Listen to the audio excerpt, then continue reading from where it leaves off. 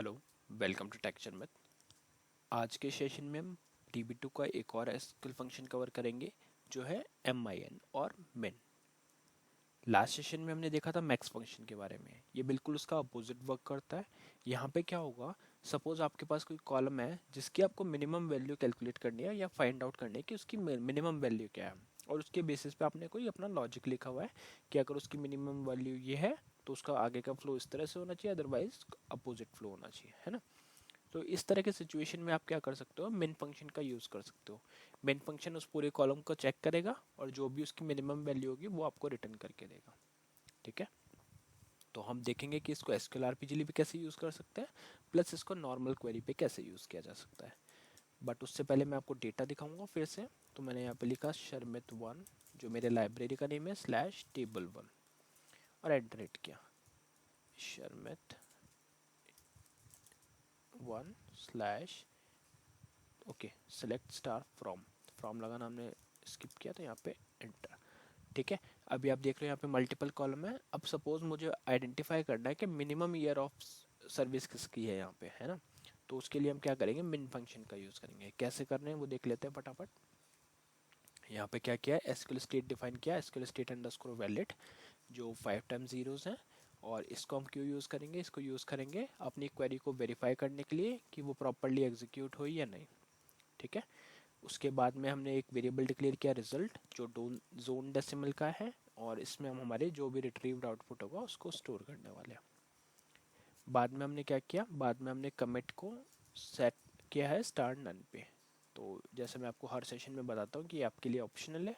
अगर आप कोई मॉडिफिकेशन नहीं कर रहे हो तो उस केस में आप इस लाइन को, इन लाइन्स को स्किप भी कर सकते हो। और फिर हमने फिर हमने मेन क्वेरी का यहाँ पे यूज़ किया। सिंटेक्स वैसा ही है, जस्ट मैक्स की जगह पे हमने मिन लिख दिया। तो मिन क्या करेगा, minimum of year of ex service को फाइंड आउट करेगा और उसको जो भी वैल्यू होगी उसको स्टोर कर देगा हमारे होस्ट वेरिएबल रिजल्ट में। और ये डेटा कहाँ से आ रहा है, शर्मित1/table1 से। क्लियर।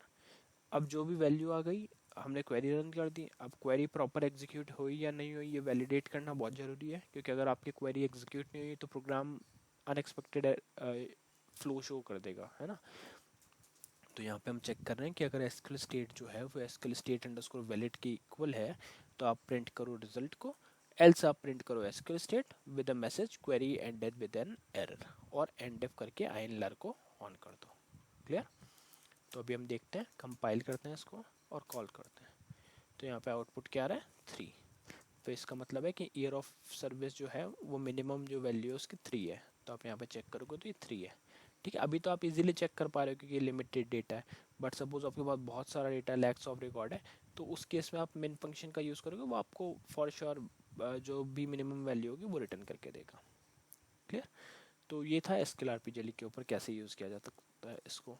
और सिंटेक्स आपने देखा बहुत ही सिंपल है, जस्ट हमने मैक्स की जगह पे मिन का यूज़ किया है। बाकी वही पैरेंथेसिस में आप उस कॉलम को पास करोगे जिसकी मिनिमम वैल्यू हमें कैलकुलेट करनी है। अब देखते हैं इसको यहाँ पे कैसे यूज़ करेंगे। तो मैंने F4 किया इसी क्वेरी पे। फिर मैं कोई भी फील्ड सेलेक्ट कर लेता हूँ, जैसे मेरे को प्रोडक्ट सेल्स निकालना है कि मिनिमम प्रोडक्ट सेल्स क्या हुआ इस कॉलम में, है ना। आप इसको एज एग्जांपल देख सकते हो कि सपोज आप किसी ऑर्गेनाइजेशन के लिए आइडेंटिफाई कर रहे हो कि इस पर्टिकुलर ईयर में मिनिमम सेल क्या हुआ। तो आप पहले वो डेटा सेलेक्ट कर सकते हो, फिर मिन फंक्शन लगा सकते हो। तो ये मिनिमम बता रहा है 12,000।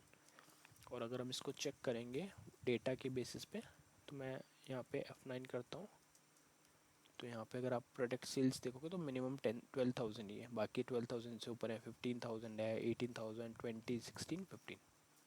ठीक है, तो इस तरह से आप मिन फंक्शन का यूज़ कर सकते हो। तो अभी आपको मैक्स और मिन दोनों क्लियर हो गया। लास्ट सेशन में हमने मैक्स के बारे में समझा था और अब मिन को भी डिस्कस कर लिया। ठीक है, तो या इस सेशन के लिए इतना ही है। नेक्स्ट सेशन में बाकी टॉपिक डिस्कस करेंगे। So thank you for watching texture math.